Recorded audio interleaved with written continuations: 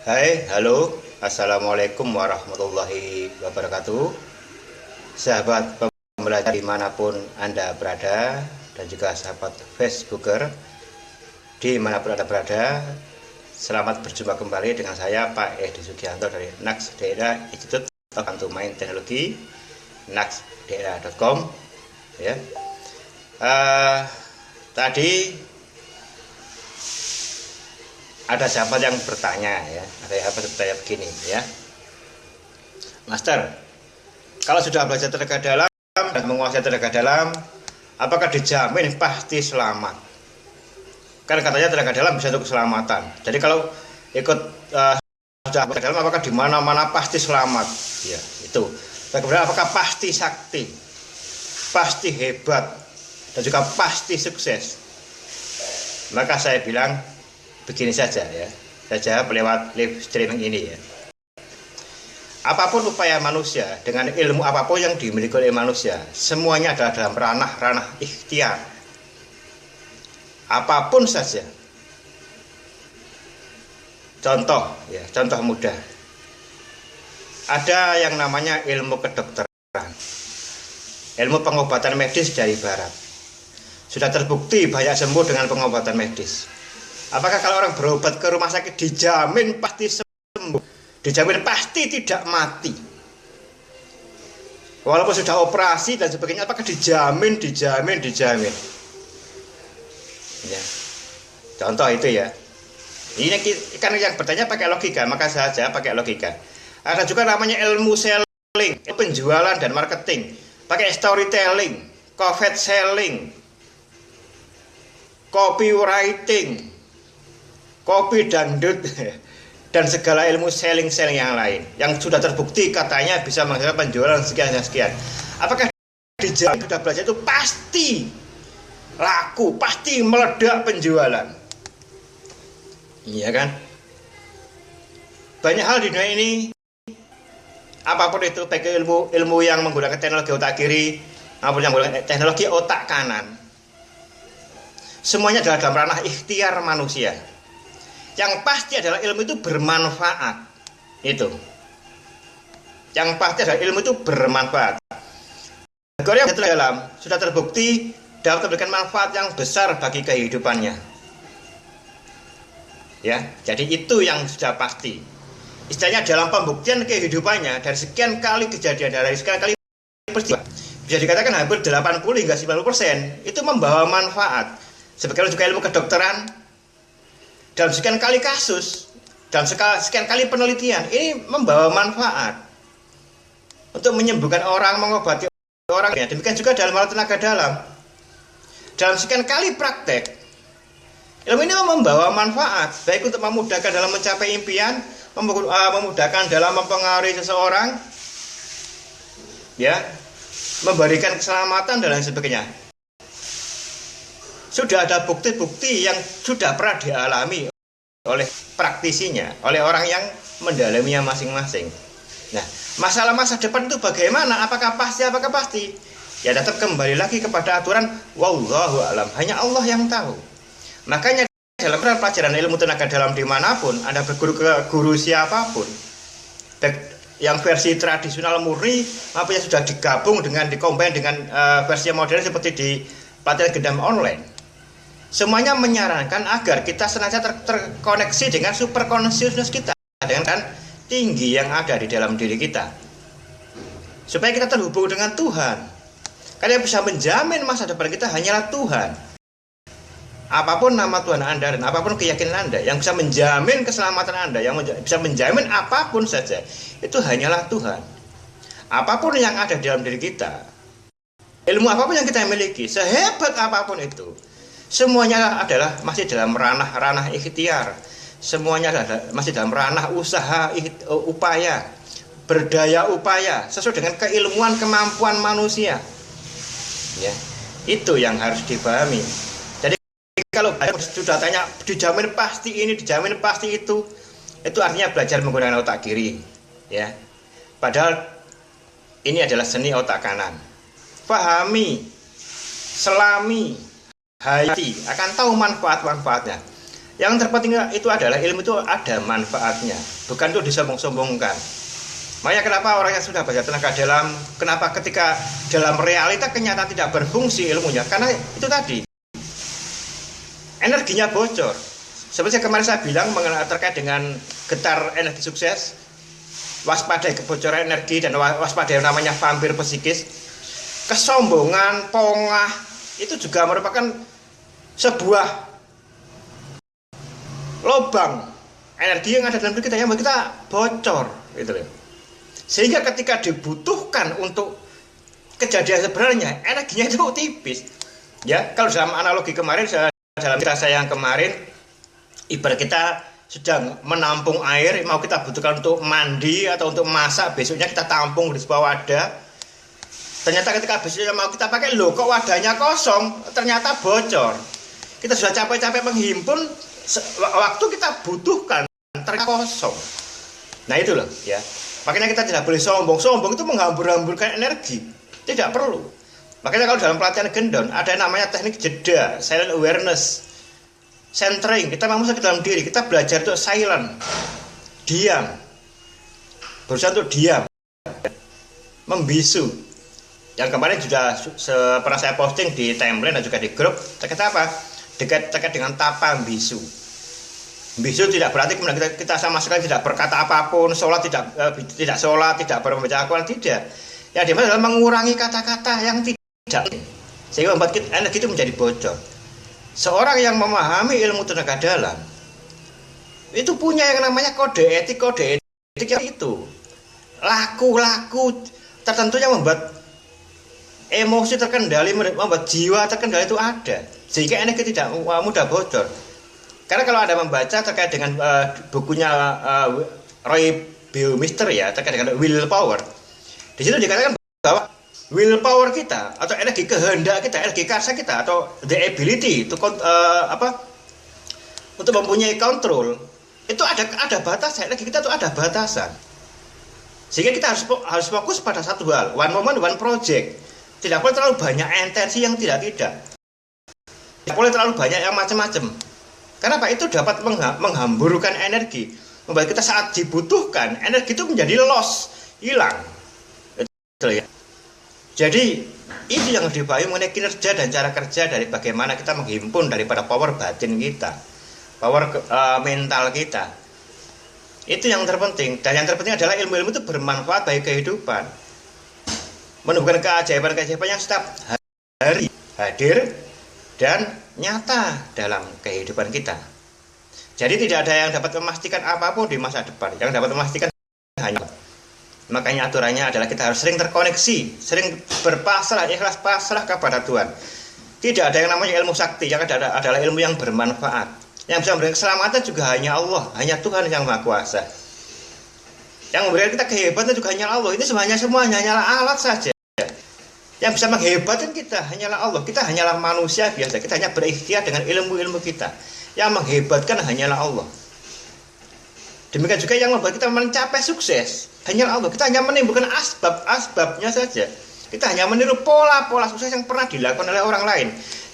Dalam kita mengasah intuisi kita, kepekaan batin kita, sehingga kita dapat memutuskan dengan sangat cepat, punya kemampuan untuk memutuskan dengan sangat cepat karena punya intuisi yang sangat tajam. Kita mempunyai willpower, daya kehendak yang sangat kuat, sehingga apa yang menjadi impian kita mudah tercapai. Kita fokus pada tujuan, sehingga kita tidak ada yang namanya kelelahan mental, karena semua kita lakukan dengan rasa senang, passion dan sebagainya. Itulah sebenarnya yang kita. Jadi belajar tenaga dalam hakikatnya adalah belajar bagaimana kita menggali potensi yang ada dalam diri, sehingga kita sebagai arti menyesal. Ibarat kata manusia yang belum mengeluarkan potensi yang ada di dalam dirinya ini, seperti seorang pendekar samurai yang mati terpenggal kepalanya ketika pedangnya belum sempat terhunus.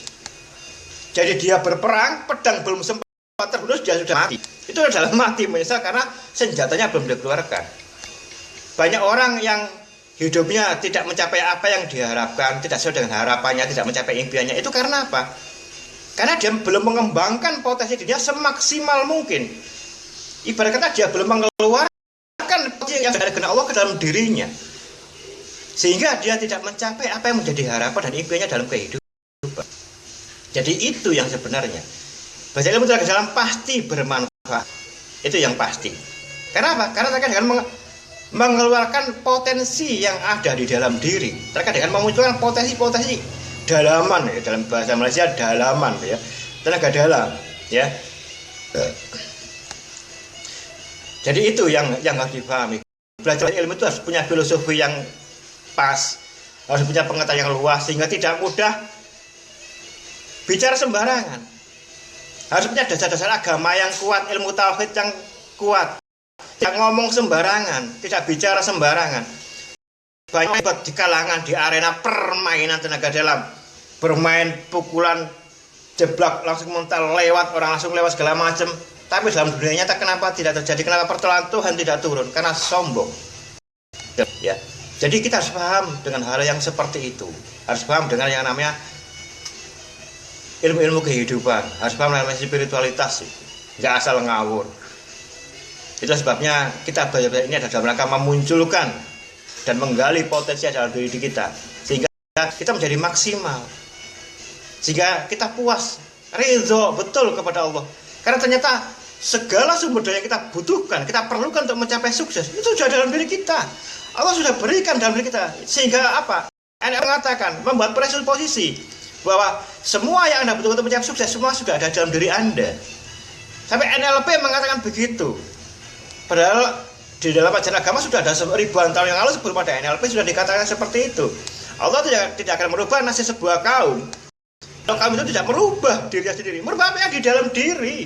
Itu diubah dulu. Bagaimana kita merubah perilaku, bagaimana kita merubah tindakan, bagaimana kita merubah dalam bersikap kalau yang di dalam batin dan pikiran tidak berubah. Itu kan di situ. Nah, dengan tenaga dalam kita belajar merubah, menuju kepada baik, kepada potensi terbaik yang ada dalam diri kita. Itu loh ya. Jadi pelajaran itu di situ yang sebenarnya. Dengan memahami pembelajaran-pembelajaran seperti ini, kita akan dapat hidup dengan tenang dan bahagia. Masalah bagaimana nanti dalam perjalanan, serahkan semua kepada Allah. Itulah belajar tenaga dalam itu di situ. Ada pemahaman mengenai kesadaran super conscious, sudah kesadaran jiwa, kesadaran rohaniah. Kita kembali kepada hati nurani, di mana hati nurani kita sambungkan kepada Allah. Yang memberikan keselamatan kita hanyalah Allah. Bukan kesaktian kita tidak sakti. Kita hanya manusia biasa. Kita hanya memahami ilmu-ilmu Allah, itu saja. Kita hanya memahami hukum-hukum alam. Kita hanya memahami pola-pola yang kalau kita jalankan dan kita ikuti, maka kita akan meraih kesuksesan, meraih keberhasilan. Sebenarnya itu di situ. Ya sebagai upaya manusia, sebagai ikhtiar manusia. Jadi salah kaprah kalau belajar tenaga dalam kemudian dijamin selamat, dijamin pasti sukses, dijamin pasti sakti. Itu kalau dalam konteks pelajaran di online dalam materi kita sabda sakti tidak ada konteks yang seperti itu. Makanya bisa Anda lihat walaupun prestasi daripada siswa kedua luar biasa, bisa dikatakan 90% hampir semuanya sudah pernah merasakan hebatnya ilmunya, tapi tidak ada yang namanya anak geden itu sombong. Karena mereka memahami kesadaran itu yang namanya awareness, kesadaran bahwa itu semua hakikatnya adalah bersumber daripada Tuhan, dari Tuhan yang Maha Kuasa. Kita manusianya menjolok kurnia. Kita manusia hanya sekedar menjalankan kita. Yang mengabulkan adalah Allah. Jadi tidak boleh dan tidak akan ada yang namanya kesombongan. Jadi yang bisa menjamin kita hanyalah Allah. Selama kita jalankan asbab-asbabnya, insya Allah Allah akan jamin keselamatan kita. Sebagaimana saya katakan dalam alif trim tadi pagi, kita sudah terlatih mengendalikan hawa amarah kita, maka kita akan dianugerahi oleh dua hal, yaitu aman dan iman. Aman, keselamatan diri, kita aman dan juga nyaman dalam kehidupan. Kita aman dari segala serangan, baik serangan kemiskinan dan juga serangan dari orang yang zalim. Dan kita diberikan anugerah kita iman, keyakinan diri, hakul yakin dalam menghadapi kehidupan. Hidup itu perlu membutuhkan yang namanya keyakinan diri, hakul yakin dalam menatapi masa depan. Masa depan itu tidak dapat dipastikan. Sesekaya apapun Anda, walaupun harta Anda miliaran, tidak dijamin 1 tahun yang akan datang Anda tetap kaya. Walaupun Anda berkuasa menduduki kursi tertinggi di sebuah negara, tidak menjamin tahun depan Anda tetap berkuasa. Itu kan ya, yang bisa menjamin kita semuanya hanyalah Allah. Itu ya pemahaman-pemahaman yang harus dicamkan dan direnungkan di dalam hati kita, bahwa sesungguhnya semua ini hanyalah dalam rangka ikhtiar saja. Semuanya adalah Allah yang menentukan. Alhamdulillah sudah banyak sahabat yang hadir ya, mulai dari Mas Japra, Ustadz Perdana, Kang Dede, yang tadi sudah banyak juga, cuma belum sempat saya absen. Ini saya Kang Ali dari Malaysia juga hadir, Mas Yoga juga hadir ya, yang tadi Mbak Monika, Ibu Monika Haryati, Mas Dayat, Faidir Rahman, Gus Diva ya, Ignacio juga Pratiban. Ini banyak juga beberapa siswa Gendon. Jadi kalau siswa Gendon sudah memahami mengenai prinsip-prinsip yang ada, cuma makanya kenapa saya bikin live timeline sehingga banyak orang dari publik atau umum bisa melihat, karena ya apa? Supaya memahami apa yang kita pelajari di sini, supaya tidak menggunakan persepsi mereka sendiri. Karena rata-rata orang dalam memandang sesuatu berdasarkan persepsinya sendiri, tidak tanya kepada orang, tidak tabayun, tapi mengambil persepsi sendiri. Wah, orang itu kalau baca tenaga dalam, wah pasti sok hebat dong, sok sakti dong. Wah gini, coba sini tak penggal gimana ya kan? Nah, itu karena dia tidak tabayun, dia tidak cross check, dengan yang praktisinya, hanya berdasarkan apa? Berdasarkan asumsinya sendiri, berdasarkan persepsinya sendiri. Oke, itulah sekian dulu yang dapat saya sharing pagi ini. Mudah-mudahan dapat memberikan pencerahan buat kita semua, dan juga termasuk diri saya. Seperti kemarin saya bilang, saat saya bicara seperti ini, ada terlintas ide dan pikiran, pengen bicara saja.